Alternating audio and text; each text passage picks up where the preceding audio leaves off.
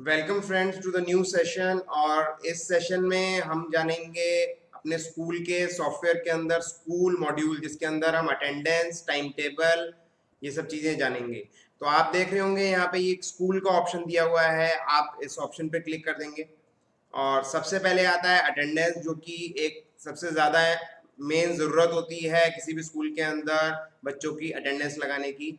तो ये बिल्कुल सिंपल है इसके अंदर अटेंडेंस लगाना। तो आइए इसको देख लेते हैं।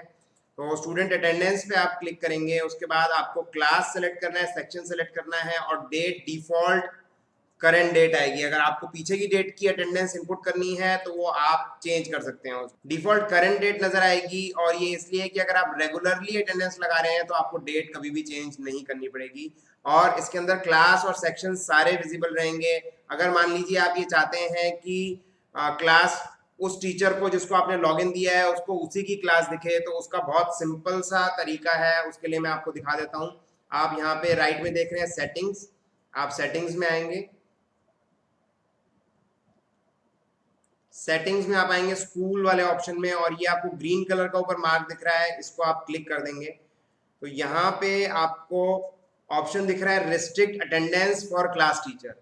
तो अगर आप चाहते हैं कि क्लास टीचर ही अटेंडेंस लगाए तो यहाँ पे आपको उसको रिस्ट्रिक्ट करना पड़ेगा। और आप अगर इसको रिस्ट्रिक्ट कर देंगे तो जो क्लास टीचर जिस क्लास की है उसको अपना ही क्लास दिखेगा और जिससे कि वो किसी और दूसरी क्लास के अंदर अटेंडेंस नहीं लगा पाएगी। आपको इसको टिक करना है और यहाँ से अपडेट कर देना है।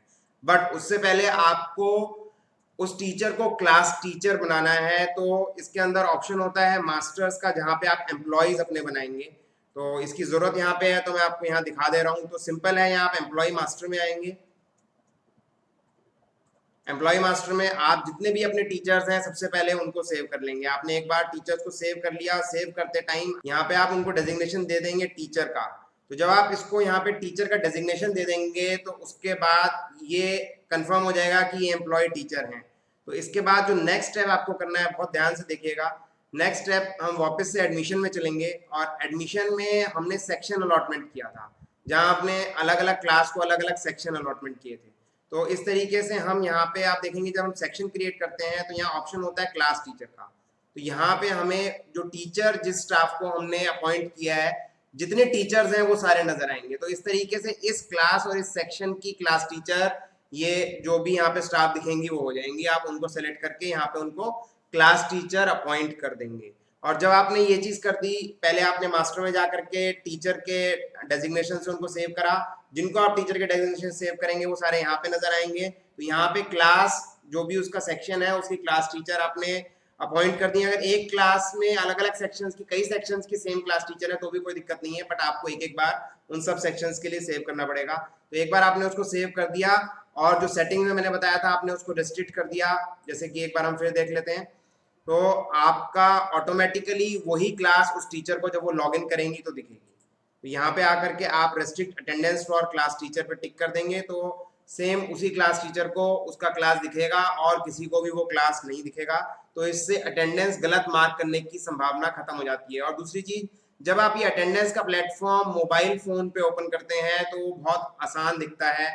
एक बार मैं आपको दिखा देता हूँ कितना सिंपल है। जैसे मैंने सेलेक्ट करा क्लास 5th A और मैंने सर्च किया, तो फ्रेंड्स यहाँ पे आप देख रहे हैं ये बहुत सिंपल सी इंफॉर्मेशन आ रही है। इसमें फादर नेम, मदर नेम भी आता है और आप ये बेसिकली काफ़ी डिटेल है। अगर मैं इसको मोबाइल पे ओपन करूँ, इनफैक्ट अगर बच्चे ज़्यादा हैं तो आप ये रोल नंबर से भी सर्च कर सकते हैं। अगर मैं इसको मोबाइल पे ओपन करूंगा तो आपको सिर्फ ये पहले 3 कॉलम्स दिखेंगे, बाकी स्क्रॉलिंग में चला जाएगा। तो टीचर को कुछ भी नहीं करना है। यहाँ पे नेगेटिव अटेंडेंस का सिस्टम हमने लगाया हुआ है। एब्सेंट, जो जो एब्सेंट है उनको एब्सेंट मार्क कर देना है। जैसे इसको मैंने एब्सेंट मार्क कर दिया तो ये एब्सेंट हो गया। अगर आपने गलत भी मार्क कर दिया तो वापस से आप प्रेजेंट कर सकते हो। It's so simple. और इतना आपने किया और उसके बाद आपने कर दिया save. It was so simple. देखिए अटेंडेंस मार्क करना इज जस्ट वेरी सिंपल। और मैं आप लोगों को ये बोलूंगा कि आप अटेंडेंस जो है रजिस्टर्स में मार्क कराना बंद कर दीजिए और अटेंडेंस डायरेक्टली इससे मार्क कराइए। उसका एक सबसे बड़ा फायदा वो मैं आपको अभी दिखा देता हूँ, जो है अटेंडेंस रिपोर्ट। अटेंडेंस रिपोर्ट पे जब आप यहाँ क्लिक करेंगे तो आपको अटेंडेंस रिपोर्ट मिलेगी बहुत सारे क्राइटेरिया से। तो आप देखिए 1 2 3 4 5 6, देयर आर 6 क्राइटेरिया।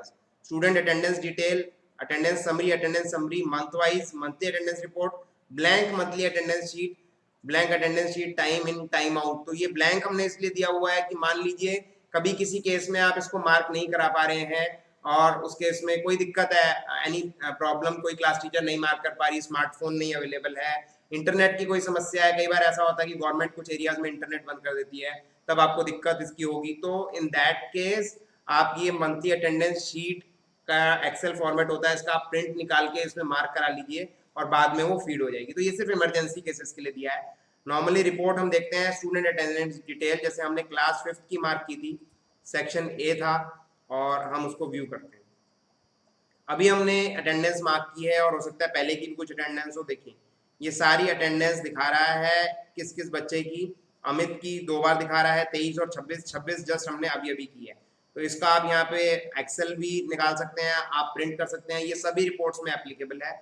और इस तरह से टोटल 10 आइटम्स दिखा रहा है। तो इतनी आसानी से आपको रिपोर्ट मिल जाती है, कंसोलिडेटेड रिपोर्ट मिल जाती है। और भी रिपोर्ट के बहुत सारे ऑप्शंस हैं जो मैं आपको यहाँ पे नहीं दिखा रहा, ये आप खुद से देख लेंगे, जिसके अंदर AP आता है, पूरा चार्ट आता है। लाइए एक चार्ट मैं आपको दिखा देता हूँ, अटेंडेंस समरी मंथ वाइज मैं आपको दिखा देता हूँ। तो हम क्लास 5th की सेलेक्ट करते हैं, सेक्शन ए सेलेक्ट करते हैं एंड विल व्यू। तो यहाँ देख रहे हैं ये पूरे मंथ का जो है परसेंटेज दिखाएगा। एक रिपोर्ट ऐसी है जिसके अंदर आपका पूरा चार्ट आता है। जैसे हमने सेलेक्ट कर लिया, अभी चल रहा है मई, तो मई हमने सेलेक्ट करा और हम इसको व्यू कर, तो आप देख रहे हैं पूरा डेट वाइज चार्ट बन गया, PPA इस तरीके से इसके अंदर लिख के आएगा और ये आपका पूरा एक्सेल में ट्रांसफर हो सकता है। तो इस तरह से बहुत सारे ऑप्शंस हैं, जो पॉसिबल सारे ऑप्शंस हैं वो अटेंडेंस के अंदर दिए गए हैं। नेक्स्ट आता है टाइम टेबल। टाइम टेबल हम इसमें बनाए, उससे पहले कुछ सेटिंग्स आपको करनी पड़ेंगी। उसके लिए मैं रिवर्स जो है एडमिशन प्रोसेस में जाऊंगा और एडमिशन में हम उस चीज़ को देखेंगे। आप यहाँ से भी एडमिशन एक्सेस कर सकते हैं। एडमिशन के अंदर हमें जाना है क्लास मैनेजमेंट में। जिस समय हम क्लासेस बना रहे हैं, आप चाहें तो उसी समय इस चीज़ को कर सकते हैं, अदरवाइज आप बाद में भी कर सकते हैं। अब जैसे क्लास है, कुछ क्लास से रिलेटेड सेटिंग्स हैं, तो आप यहाँ डिटेल सेक्शन में आ जाएंगे।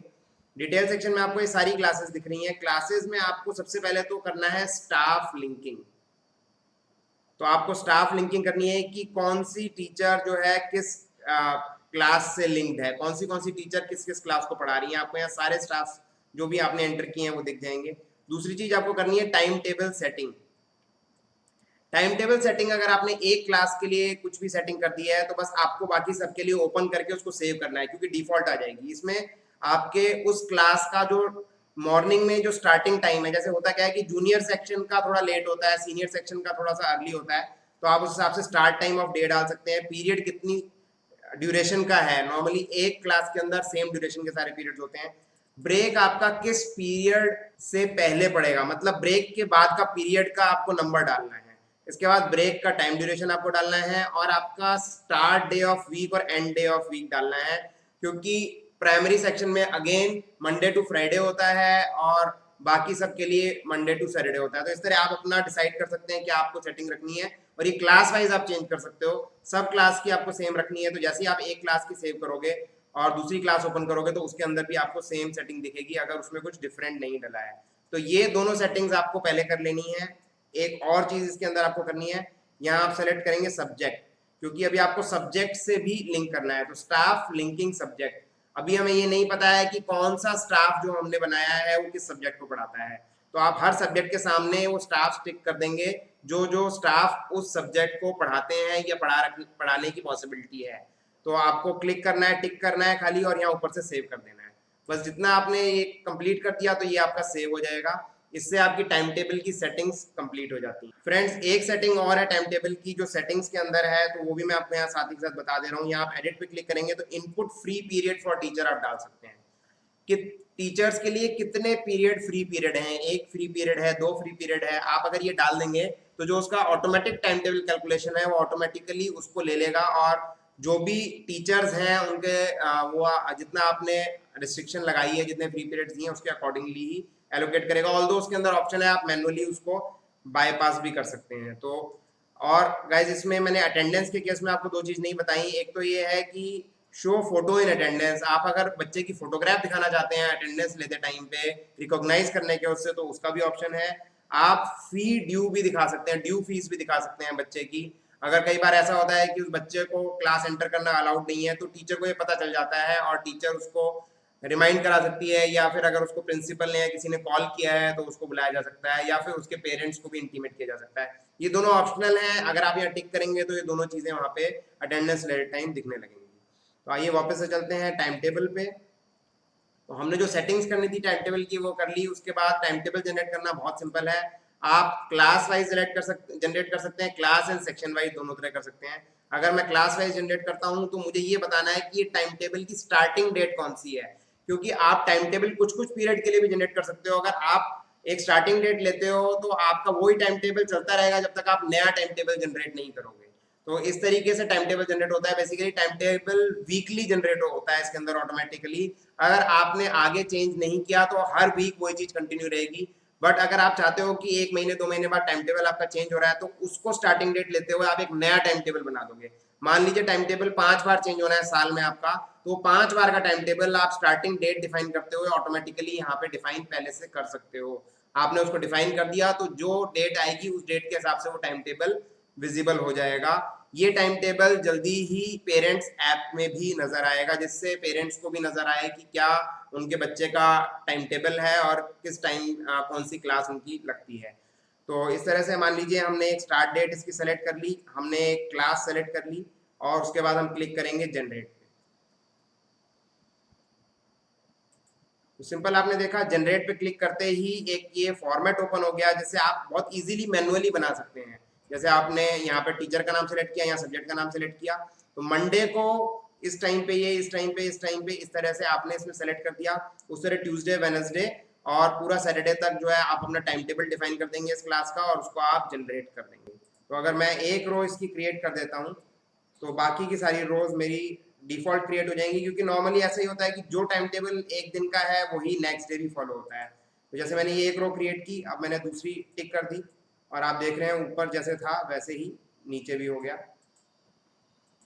सिमिलरली ये सारा हो गया। इसके बाद हम क्लिक करेंगे जनरेट पे। तो ये टाइम टेबल हमारा जनरेट हो गया है। अब हमें टाइम टेबल देखना है तो ये हमें यहाँ से दिखेगा। मैंने 5th क्लास सेलेक्ट की, व्यू किया, तो ये देखिए टाइम टेबल आ गया। यहाँ से आप बेसिकली उसको डिलीट करेंगे और डिटेल से लाते हुए, अगर आपने सेम टाइम टेबल जो बाद में जनरेट किया तो पहले वाला उसको वो बाईपास कर देगा और नया वाला टाइम टेबल एप्लीकेबल हो जाएगा। तो इस तरीके से ये तो आपका टाइम टेबल जनरेट हो गया। और दूसरी चीज इसके अंदर आती है कि आपको टाइम टेबल का प्रिंट निकालना है। तो टाइम टेबल प्रिंट के कई सारे ऑप्शंस दिए हैं।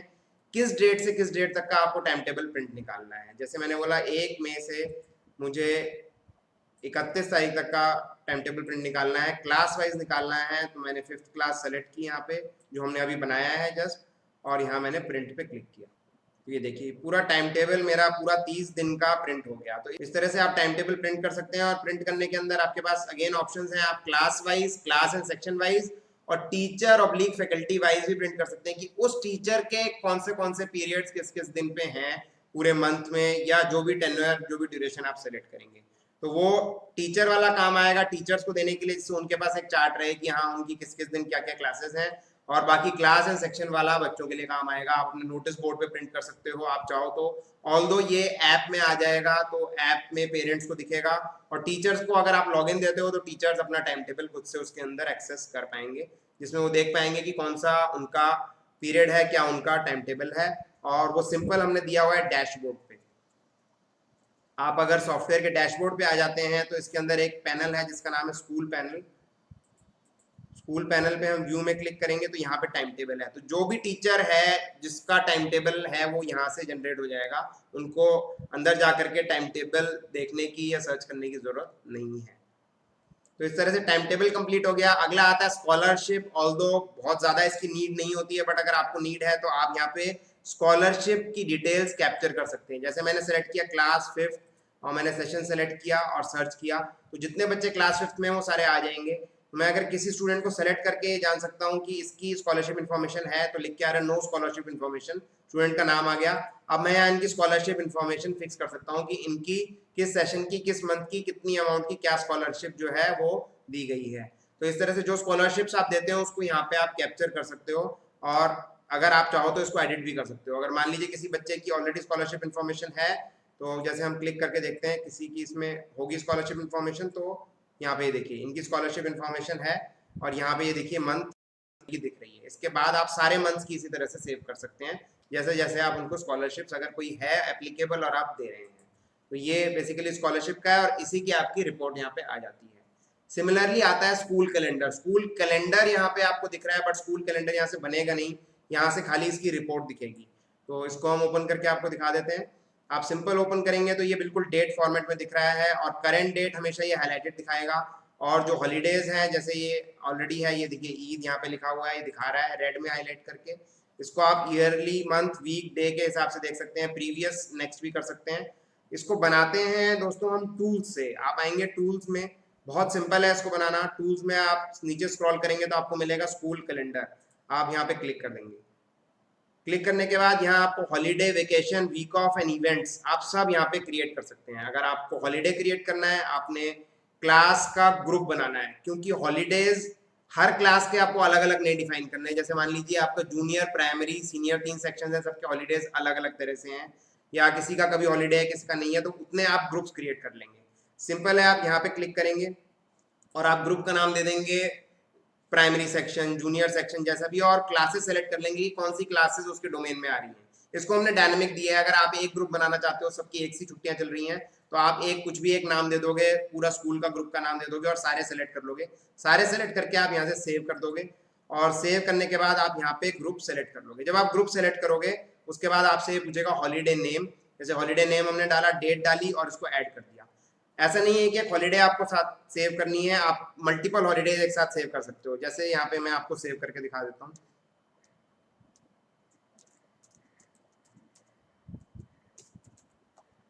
तो अभी हम कुछ रैंडम डेट ले लेंगे क्योंकि डेट्स पे हम नहीं जा रहे हैं। जैसे मैंने एक सेव किया, इस तरह से मैं और भी ऐड कर सकता हूँ और फाइनली मैं सबको एक साथ सेव पे क्लिक करके सेव कर दूंगा। तो ये मेरे यहाँ पे सेव हो गए और सेव होने के बाद ये मेरे को कैलेंडर में यहाँ पे दिख जाएगा।